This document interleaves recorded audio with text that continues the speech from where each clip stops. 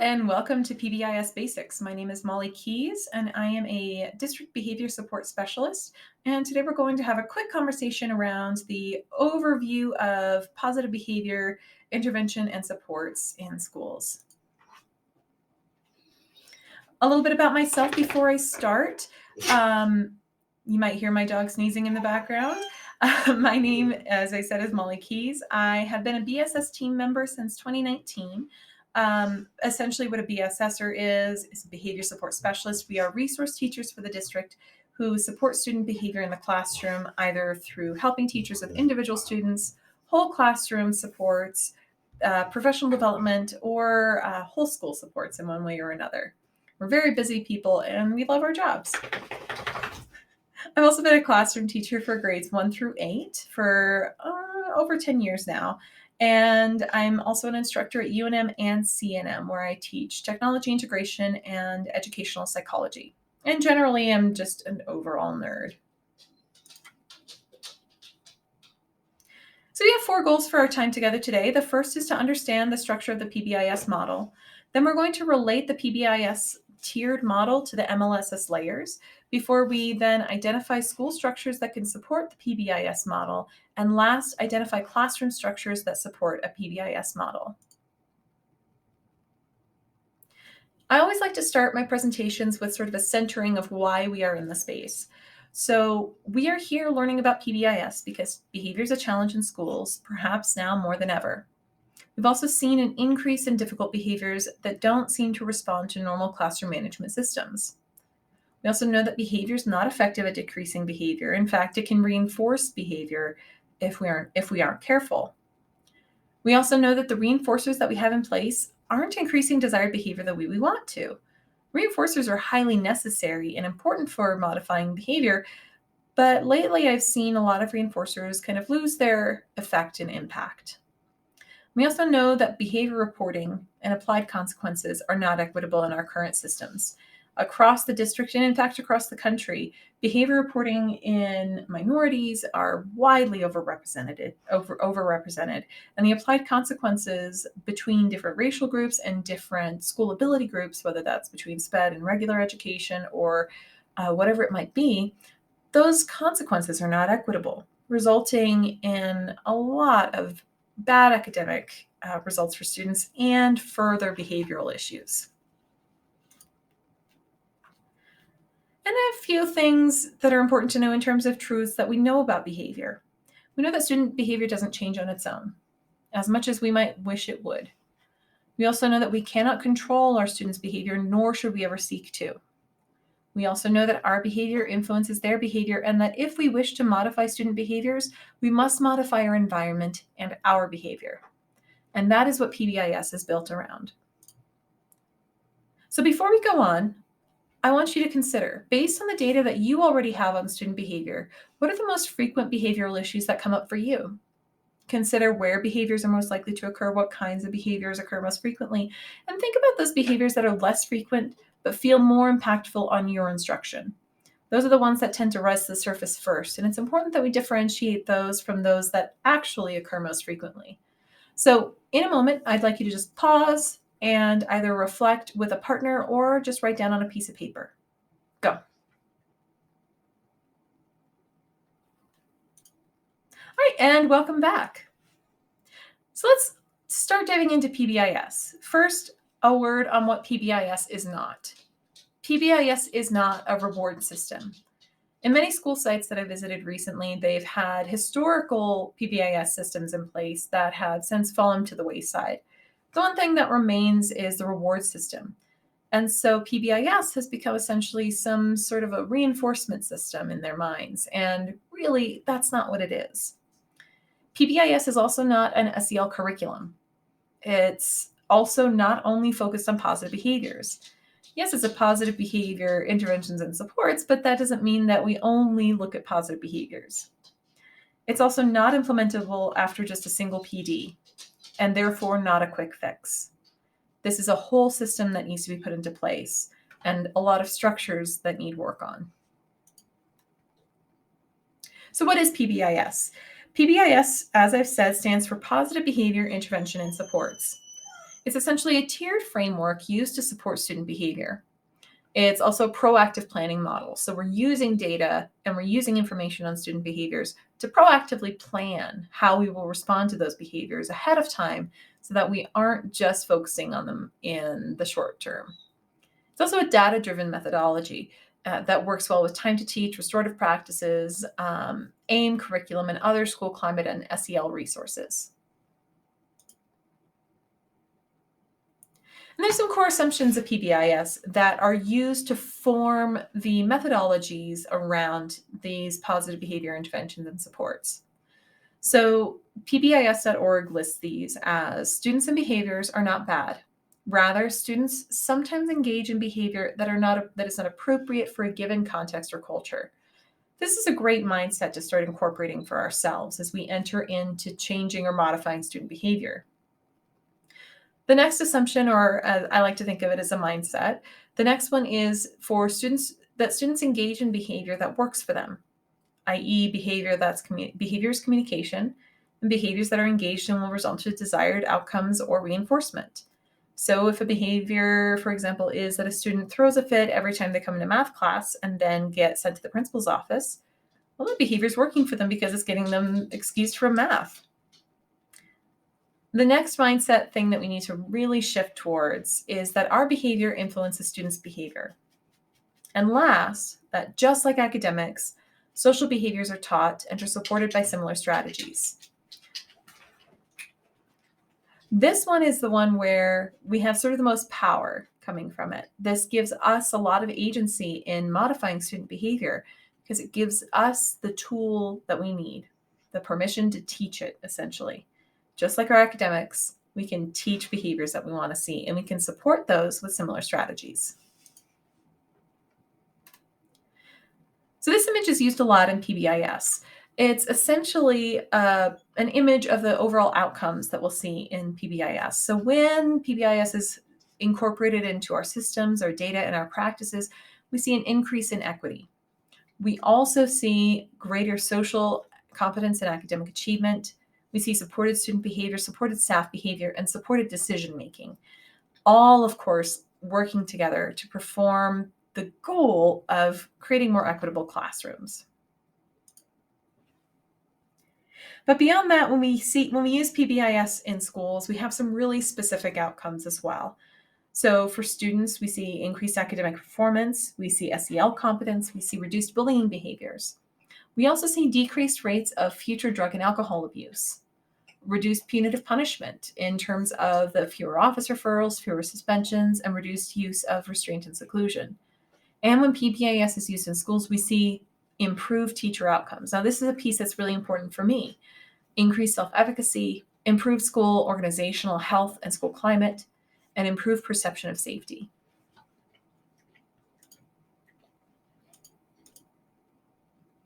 Now, here's the tiers of support that I mentioned previously. The PBIS model is oftentimes boiled down to this image of the 3 tiers of support.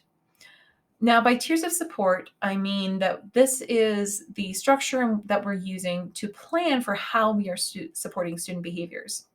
So for tier 1, that's going to be supports for all of our students. What supports are we going to build on a school-wide level for every single student in our school? Tier 2 is targeted supports for those students that are struggling with tier 1. So for students who don't quite succeed in tier 1 or are still struggling with particular behaviors, what supports will we build for all of them? Then we have tier 3. This is that intensive, individualized prevention and supports. So students with BIPs or students who don't respond to tier 1 and 2 supports, that's these kiddos. So we have tier 1 and 2, which are for most of our students. And then for those very, very few, we have individualized planning. Now, this is very similar to our MLSS alignment in a lot of ways. Layer 1, meaning that instruction for all students, so that great first teach is the language that we've been hearing a lot. Layer 2, those plans and supports for the students who aren't quite getting it at layer 1. And then layer 3, that intensive support that is individualized for those few students.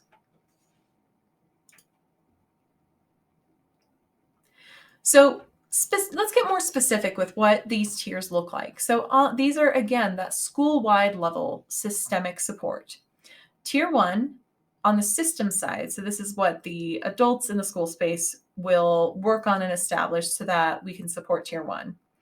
An established team with regular meetings, so some sort of a team for supporting that Tier 1 support. A commitment statement for establishing positive behavior school-wide. So what will that look like for us, our whole team? Ongoing use of data for decision making, PD plans, so what professional development will we bring in to support teachers, and then a personal evaluation plan. So how can I, as a classroom teacher, how can the EAs that are assisting, how can the principal and the vice principal, how can we all evaluate ourselves to know whether or not we really are supporting those Tier 1 practices? And the practices are those things that are essentially in place that everyone is doing, using, and performing. So school-wide expectations and behaviors that are taught. In some PBIS schools, you'll see posters like a poster by the bathroom that has the explicit bathroom expectations, a poster in the cafeteria that has explicit cafeteria expectations. Then we'll have explicit established classroom expectations that align with those school expectations. Again, these are taught and retaught if necessary. And we also have a continuum procedures for encouraging expected behaviors. So how will we as staff members respond to and reinforce expected behavior? We will also need a continuum of procedures for discouraging problem behavior. So how are we as staff members in Tier 1 discouraging problem behavior, reinforcing the positive and correcting the negative? And then procedures for establishing the school-family partnership. How can we do that on a school-wide level so it's unified and equitable so that we are all communicating more effectively between school and family and creating a partnership? So then in Tier 2, essentially, we see an increase in everything that we're already doing. We take what we have for that Tier 1 and we ramp it up for Tier 2 for those students that need it. So on a systemic level, we have an intervention team with that coordinator. So that might be your SAT team. It might be a different team. But this is a coordinator who is kind of heading that force. These people do tend to have more behavioral expertise.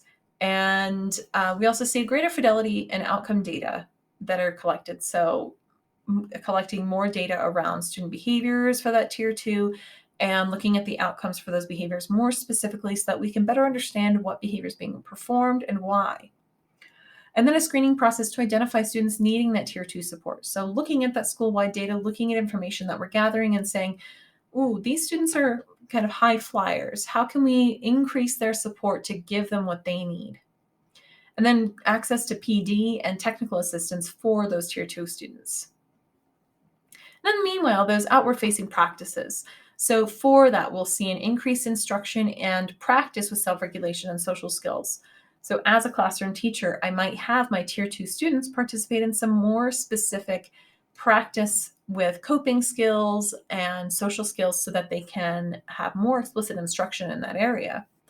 They might also have more increased adult supervision and might assign them to a particular area of the playground to play so that they have better adult supervision at that time. Or if I'm a duty teacher at that time, I might specifically watch for those students more frequently. I'm also going to increase opportunities for positive reinforcement. So I'm looking for more ways to positively reinforce those Tier 2 students. I'm also going to create perhaps opportunities for that. So create an environment in which I know that student can succeed just so that I can give them that positive reinforcement. I'll increase my pre-corrections. So I'm already giving pre-corrections in Tier 1, but I'm going to increase it for these students. So in those spaces where most of the class knows how to behave, I might pull a student or two aside and say, here's your pre-correction. When you enter the art room, this is how we do it. Let me see you do it.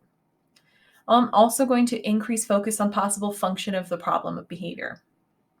So the function of the behavior meaning, is it an escape function? Is it an attention function? Is it something function with getting a tangible item?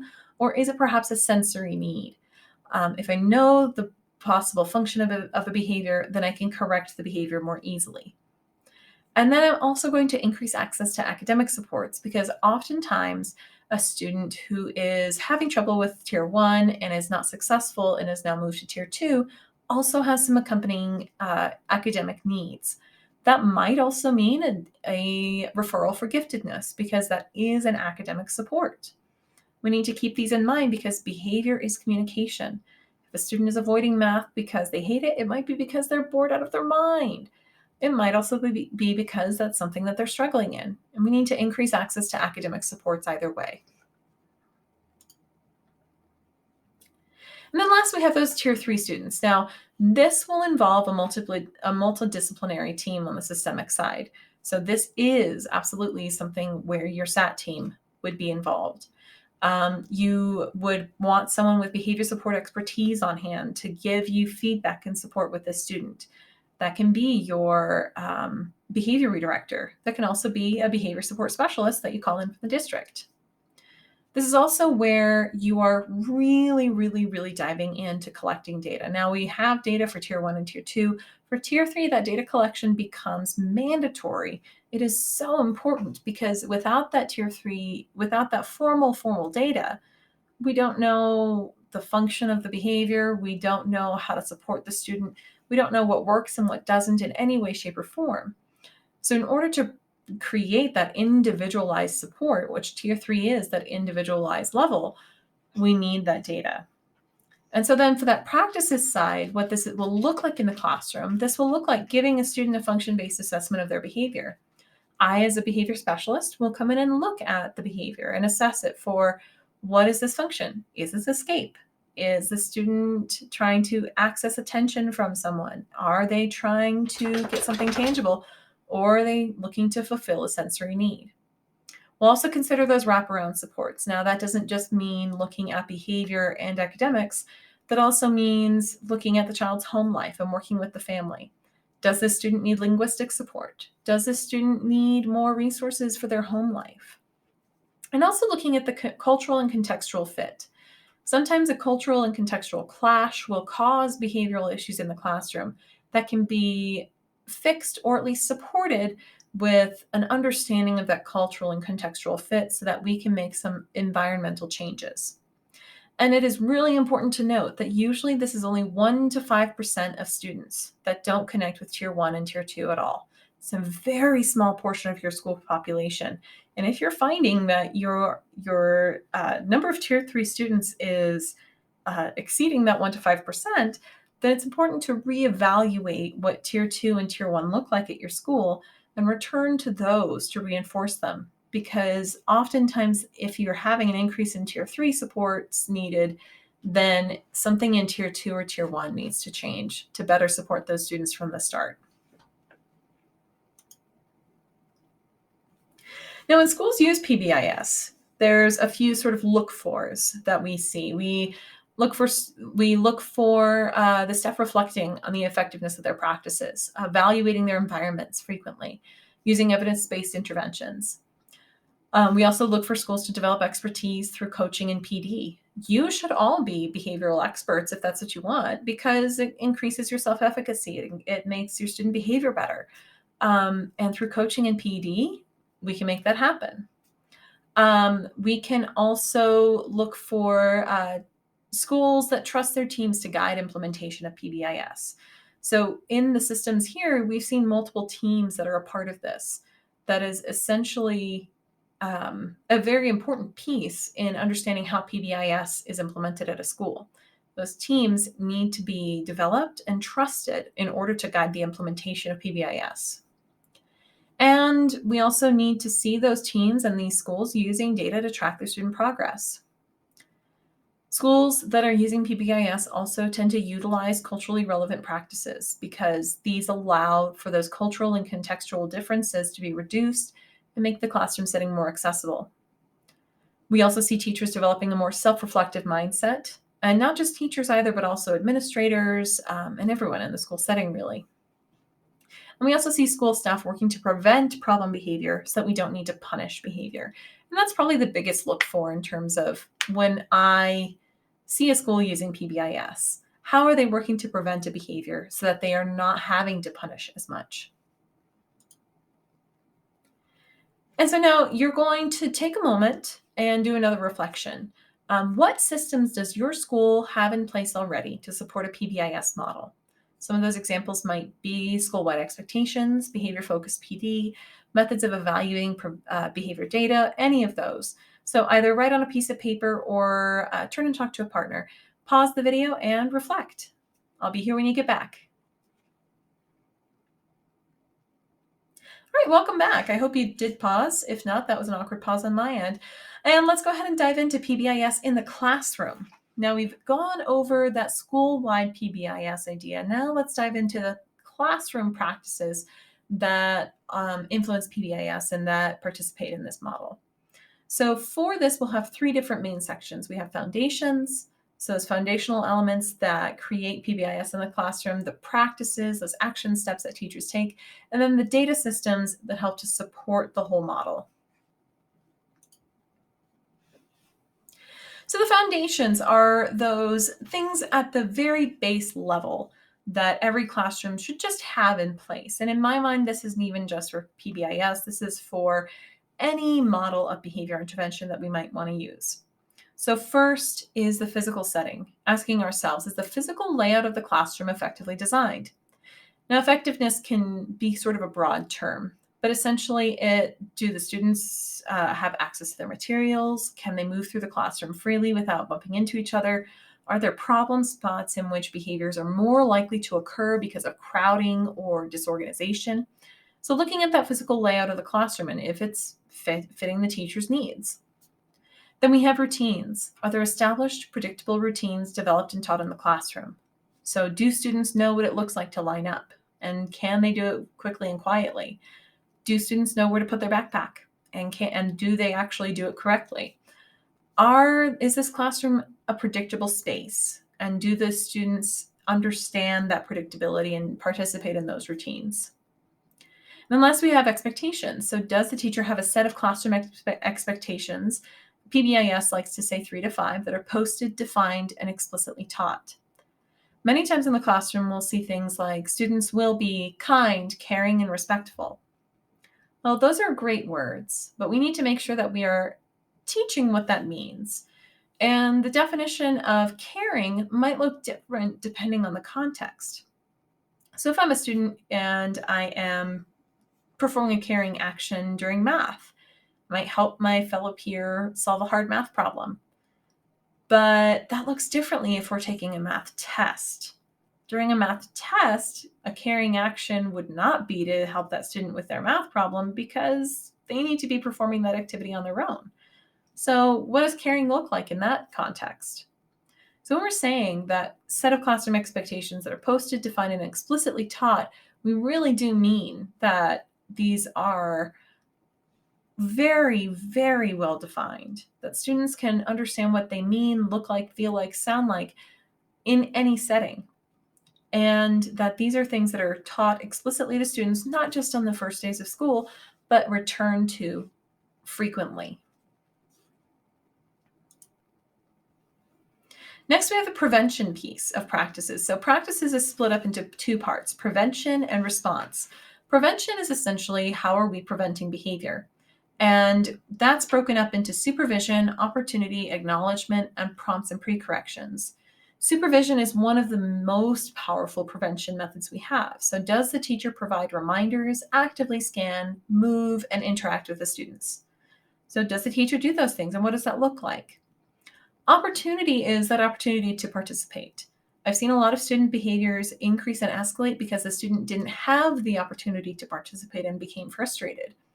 I once had one of my own students yell at me because I did not give him the opportunity to participate as well as I should have. And he yelled at me and said, "I just want to read." Let's prevent that kind of behavior from occurring by giving our students different ways of participating. So do the students have high rates and varied opportunities to respond? For that student, reading out loud with his peers wasn't going to be a great way for him to participate. It wasn't a varied opportunity. But instead, having him perhaps read with just a partner would have been a good idea. Acknowledgement. Prevention is, as a part of prevention, acknowledging and offering specific praise is a huge piece. Does the teacher use specific praise and other strategies to let students know when they are meeting classroom expectations? Oftentimes, when we are kind of grooving along in the classroom, we don't stop and provide a lot of praise for when students are meeting those classroom expectations, especially our behavior kiddos. And it's important that we use this prevention method, this prevention practice, to prevent behavior from occurring by letting students know what the behavior looks like, by showing them how it feels like for themselves, what it looks like for themselves, and also what it looks like in others. And then last with prompts and pre-corrections. So does the teacher provide reminders before a behavior is expected that clearly describe the expectation? So for those of us who have students who have trouble in music, perhaps, let's try providing some reminders before behavior is expected. So I'm going to prompt a student, what does it look like to behave in the music classroom? What are you going to do when you get mad? How will you behave when you get frustrated? What choices do you have for cooling down? These preventative pieces solve most behavioral issues, and especially in Tier 1, help us to keep students regulated and behaving well for their school day. And next, we have those response practices. Now, these are for when a behavior does occur, how are we responding? So, for example, we have error corrections. Does the teacher use brief, contingent, and specific statements when a misbehavior occurs? For example, if your class is walking down the hallway and one student is poking the student in front of them, I'm going to briefly tell that student, we do not touch each other in line. Keep your hands to yourself. And be done.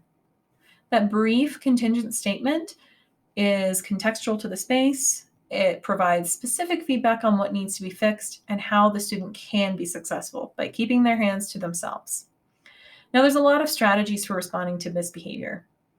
Error correction is just one of them. Other strategies might be how we recognize, preempt, and preempt escalation to minimize accidental reward of the behavior. So as a strategy, I'm going to be looking for those signs of escalation in a student, be looking for when they tend to become dysregulated so that I can respond more effectively. Does the teacher use planned responses on the behavior, based on the behavior severity? So one of the strategies that we as behavior specialists look at a lot is creating a planned response toolkit for a teacher so that for specific behaviors, they can return to this toolkit and say, all right, James is kicking students under the table again. So here's my first response. Here's what I'm going to do when I need to respond again. Here's what I'm going to say if the behavior gets worse.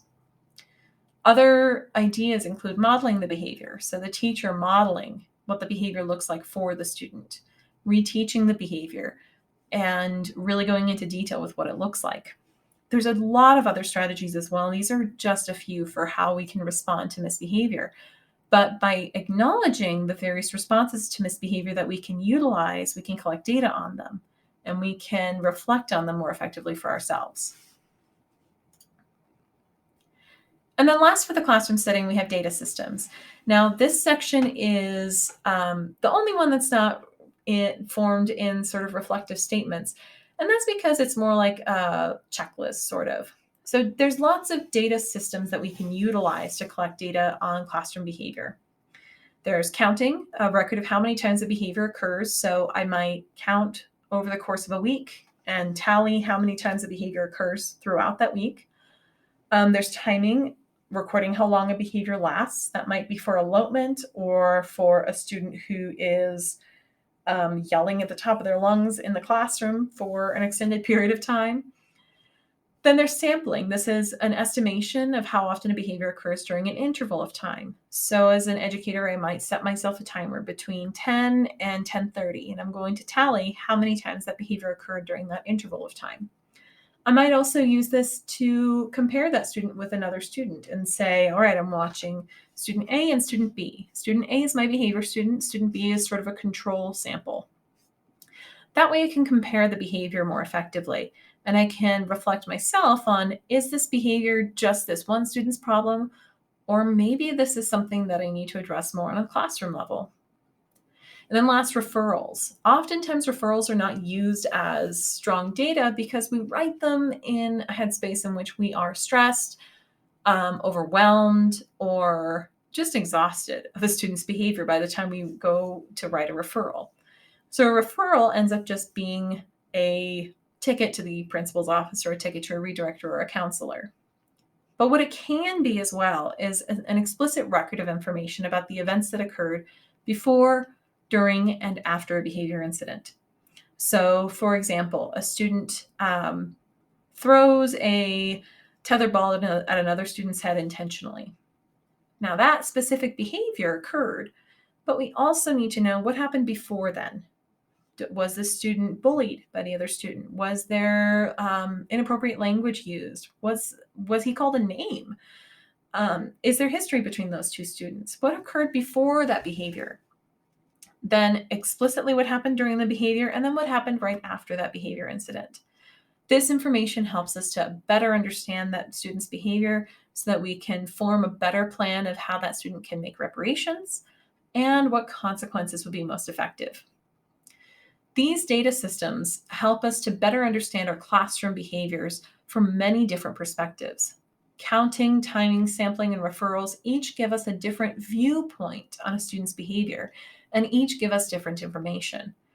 And by reflecting on what kinds of data we're actually getting about a student's behavior and whether or not that data is actually appropriate for the behavior that we're recording, we can form better plans for prevention. So we have one last stop and reflect. What aspects of PBIS in the classroom are your strengths?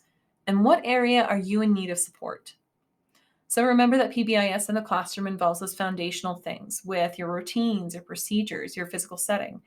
Then we have our practices, which involve those prevention pieces and the response pieces. And last, we have the data systems with counting, timing, sampling, and referrals to keep track of the student information that we're getting. So, for example, when I was in the classroom, my biggest strength, I believe, was prevention. I was pretty good at preventing student behavior and keeping the classroom on an even keel overall. What I was weak in was my response, so that when behaviors did pop up, especially during my first 6 years in the classroom, I had a hard time responding effectively. But with support and with some specific PD in that area, I grew a lot and it became something that I was stronger in. But for a long time, prevention was my strength and response was my area of support. So I'd like you to either write on a piece of paper, reflect, or talk to a partner to reflect on which area is your strength right now and which area are you in need of support in. Go ahead and pause the video and I'll be back when you're ready to come back.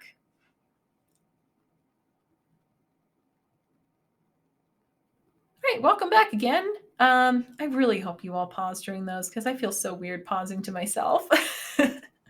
Anyway, before I let you go, I just have some quick resources I wanted to share.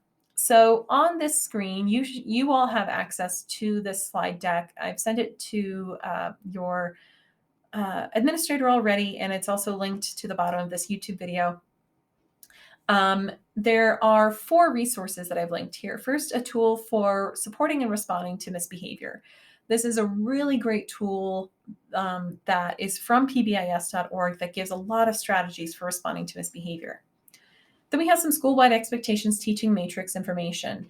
This is a really wonderful way to communicate those expectations with a lot of detail and with a great deal of definition so that students know exactly what behavior looks like.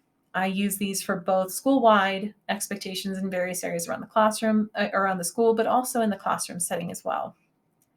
Tips for responding to misbehavior. This is a great tool also from PBIS.org that gives us some specific tips for how we can keep on an even keel and respond to misbehavior effectively. And then last, evidence-based classroom practices. This is a great article that is a great guide for using classroom practices that are based on research and that have been proven to be effective. So I highly encourage you to check out those resources as you're looking at how you can make some small changes towards PBIS in the near future. And very last, I would love to continue this conversation with you. Any further support that you might need in terms of PBIS, of behavior support in the classroom, whether that's for classroom-wide or for those specific high flyers, My name is Molly Keys. You can reach out to me at molly.keys@aps.edu, and that's KEYES. We throw an extra E in just to confuse you. We're also on Twitter. The whole BSS team is at APS BSS team. And if you'd like to email our entire team, you can reach us at bss@aps.edu. Again, I'd love to support you in this in any way, so please reach out if you need any support or assistance in the near future. I hope you have a great rest of your day, and I look forward to hearing from you. Bye-bye.